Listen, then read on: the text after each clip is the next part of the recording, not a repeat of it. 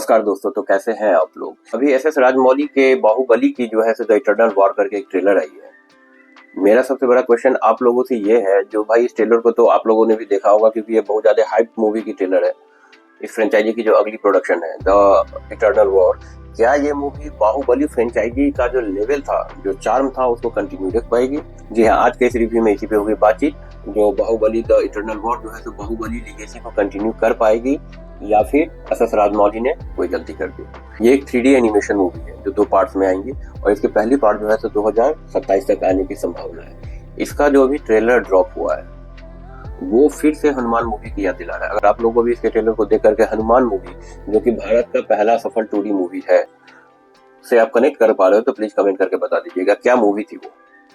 और अभी जो बाहुबली यूनिवर्स को एस एस राजमौली जो है सो एक एनिमेशन के लेवल पे लाना चाह रहे हैं। राजमौली ने जो बाहुबली यूनिवर्स में काम किया, उसके जो फ्रेंचाइजी में काम किया, बाहुबली द बिगनिंग, फिर बाहुबली द कंक्लूजन, उसके बाद अभी जो हाल ही में उनकी आई थी बाहुबली द एपिक, जिसमें दोनों पार्ट्स को मिला करके एक सिंगल बड़ा पार्ट बनाया गया था। उसके बाद बाहुबली द इटर्नल वॉर, ये बाहुबली यूनिवर्स, ये जो फ्रेंचाइजी चल रही है ना, इस फ्रेंचाइजी में ये जो एनिमेशन की एंट्री है ये उनके लिए कितना फायदेमंद हो सकता है, या फिर ये पूरी भारतीय सिनेमा के लिए यू टर्न हो सकता है टेक्नोलॉजी वाइज, इसको भी देखना जरूरी होगा। क्यों?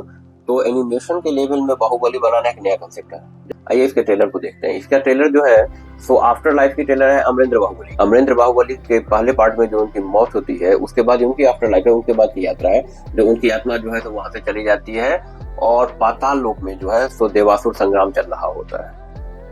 और बैकड्रॉप से जो उनकी माँ का ये वॉइस ओवर आता है, जो अमरेंद्र बाहुबली की मृत्यु जो है सो उसका अंत नहीं थी, बस उसके नए जीवन की शुरुआत थी।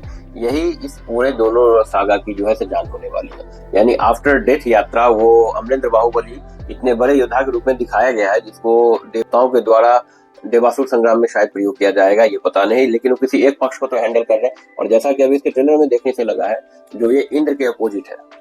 इंद्र तो जनरली देवताओं को रेफर कर उनके प्रतीक है, तो ये जो है सो दानवों की तरफ हो सकते हैं। अब इसमें क्या ट्विस्ट है वो तो बाद में पता चलेगा। अभी देखने से ट्रेलर में ये दिखाया है, जो आफ्टर डेथ में वो जब यात्रा करते हैं तो देवासुर संग्राम चलती रहती है इंद्र और उनके भाई वृषासुर के बीच। और इंद्र जो है सो बाहुबली को पाना चाहता है और वृषासुर जो है सो उसको इस काम से रोक रहे होते हैं। इसी बीच में जो है दोनों की लड़ाई काफी तेज चल रही होती है और यहाँ बैकग्राउंड में बाहुबली जो है, अमरेंद्र बाहुबली जो है वो महादेव की पूजा करते रहते हैं। उसके बाद उनमें अद्भुत शक्ति आती है, वो प्रकट होते हैं। इस पूरी जो बैकड्रॉप, ये जो कंसेप्ट दिखाया गया है देवासुर संग्राम का, इसका जो एनिमेशन का लेवल तैयार किया गया, डिटेल काफी अच्छा है। क्योंकि इस पूरी मूवी में आपके पास सबसे अधिक बात करने को रहेंगी वो है उसका एनिमेशन और उसका टेक्निकल पक्ष, उस एनिमेशन के, उसके विजुअल्स, डायलॉग्स भी काफी अच्छे रहे। ये जो बाहुबली पूरी फ्रेंचाइजी अपने डायलॉग्स के कारण, अपने विजुअल्स के कारण चली थी, तो इस मूवी में भी जो है इस बात का ध्यान रखा गया। विजुअल्स जितने शानदार तैयार किए गए हैं। ईशान शुक्ला ने बहुत सुंदर काम किया है डायरेक्टर के रूप में। ईशान शुक्ला के डायरेक्शन में ये मूवी जो बन रही है बाहुबली द इटर्नल वॉर, वो बेसिकली एक एनिमेशन डायरेक्टर है। वो एनिमेशन के द्वारा मूवी बनाते हैं। अब इसमें क्या ट्विस्ट है वो तो बाद में पता चलेगा। अभी देखने से ट्रेलर में ये दिखाया है, जो आफ्टर डेथ में वो जब यात्रा करते हैं तो देवासुर संग्राम चलती रहती है इंद्र और उनके भाई वृषासुर के बीच। और इंद्र जो है बाहुबली को पाना चाहता है और वृषासुर जो है उसको इस काम से रोक रहे होते हैं। इसी बीच में जो है दोनों की लड़ाई काफी तेज चल रही होती है और यहाँ अमरेंद्र बाहुबली जो है वो महादेव की पूजा करते रहते हैं। उसके बाद उनमें अद्भुत शक्ति आती है, वो प्रकट होते हैं। इस पूरी जो बैकड्रॉप, ये जो कंसेप्ट दिखाया गया है देवासुर संग्राम का, इसका जो एनिमेशन का लेवल तैयार किया गया, डिटेल काफी अच्छा है। क्योंकि इस पूरी मूवी में आपके पास सबसे अधिक बात करने को रहेंगी वो है उसका एनिमेशन और उसका टेक्निकल पक्ष, उस एनिमेशन के, उसके विजुअल्स, डायलॉग्स भी काफी अच्छे रहे। ये जो बाहुबली पूरी फ्रेंचाइजी अपने डायलॉग्स के कारण, अपने विजुअल्स के कारण चली थी, तो इस मूवी में भी जो है इस बात का ध्यान रखा गया। विजुअल्स जितने शानदार तैयार किए गए हैं। ईशान शुक्ला ने बहुत सुंदर काम किया है डायरेक्टर के रूप में। एस एस राजमौली के इस एपिक सागा में उनकी एंट्री बता रही है, जो वो बाहुबली यूनिवर्स को बहुत आगे ले जाने वाले हैं। इस मूवी के द्वारा एक नई ट्रेंड भी बॉलीवुड में शुरू हो सकती है। वो ये है, जो अपने यूनिवर्स को, फेमस मूवीज को एनिमेशन में कन्वर्ट करना। इससे फायदा ये होता है ना कि उनको लार्जर देन लाइफ कंसेप्ट मिल जाता है।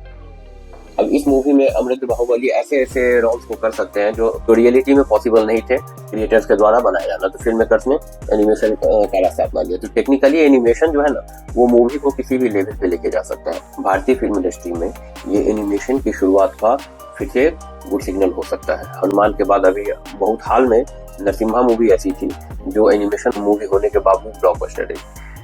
तो कहीं ना कहीं बाहुबली द इटर्नल वॉर से भी प्रेरित हो सकती है। ट्रेलर जिसका ड्रॉप हो गया, ट्रेलर काफी अच्छा है। आप लोगों को ट्रेलर कैसा लगा कमेंट करके जरूर से बताएं।